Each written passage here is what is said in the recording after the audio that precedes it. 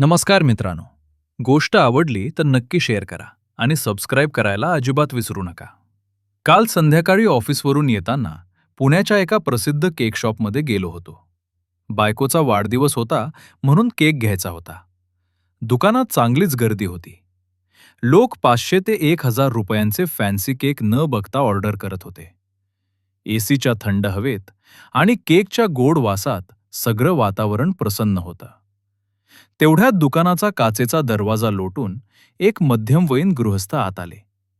अंगावर सिमेंट वाळूचे डाग पडलेले मळकट कपडे, पायात तुटकी स्लीपर आणि चेहऱ्यावर प्रचंड संकोच. ते बांधकाम मजूर असावेत हे बघूनच कळत होतं. त्यांचा तो अवतार बघून दुकानातली काही लोक नाकाला रुमाल लावून बाजूला सरकली.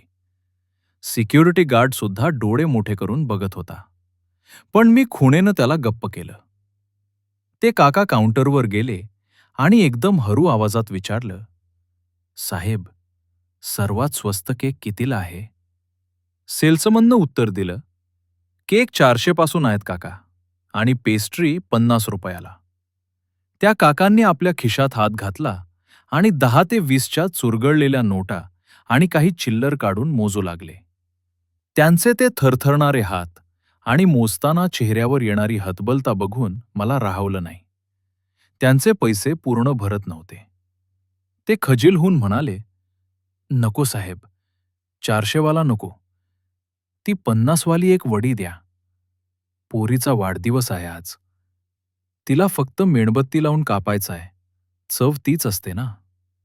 त्यांचं हे वाक्य ऐकलं आणि माझं काळीजच हललं. ज्या बापाकडे पूर्ण केक घ्यायला पैसे नाहीत, तो आपल्या मुलीच्या आनंदासाठी स्वतःचा स्वाभिमान बाजूला ठेवून एका तुकड्यासाठी विनवणी करत होता. एका बापाची ही लाचारी बघून डोळ्यात पाणी आलं. आपण हजारो रुपये पार्थ्यांवर उधळतो, पण कोणासाठी तरी छोटासा केक पण स्वप्न असतं. मी पटकन पुढे गेलो आणि सेल्समनला थांबवलं. त्याला सांगितलं, "यांना तो डिस्प्लेमधला छानसा चॉकलेट केक द्या आणि सोबत एक मोठं चॉकलेटचं बॉक्स पण द्या." काका घाबरले. म्हणाले, "साहेब, माझ्याकडे एवढे पैसे नाहीत." मी त्यांचे हात पकडले आणि म्हणालो, "काका, हे पैसे नका देऊ. हे त्या ताईसाठी माझ्याकडून गिफ्ट समजा. तिला सांगा, एका मोठ्या भावानं पाठवलंय." केक हातात पडल्यावर त्या राकट मजुराच्या डोळ्यातून घळाघळा अश्रू वाहू लागले. त्यांनी माझे पाय धरण्याचा प्रयत्न केला. मी त्यांना मिठी मारली.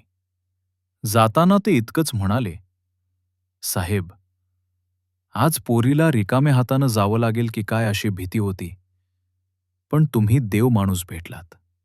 ते गेले, पण मला खूप मोठी शिकवण देऊन गेले. जगात कितीही महागाई वाढली तरी बापाचं प्रेम कधीच महाग होत नाही. फक्त कधीकधी परिस्थितीसमोर ते हतबल होतं. कोणाचे कपडे बघून त्यांची लायकी ठरवू नका. कधीकधी फाटक्या खिशात सुद्धा जगातलं सर्वात मोठं आणि श्रीमंत प्रेम दडलेलं असतं. जिथे शक्य असेल तिथे अशा एखाद्या चेहऱ्यावर हसू आणण्याचा प्रयत्न नक्की करा. तो आनंद लाख मोलाचा असतो. धन्यवाद.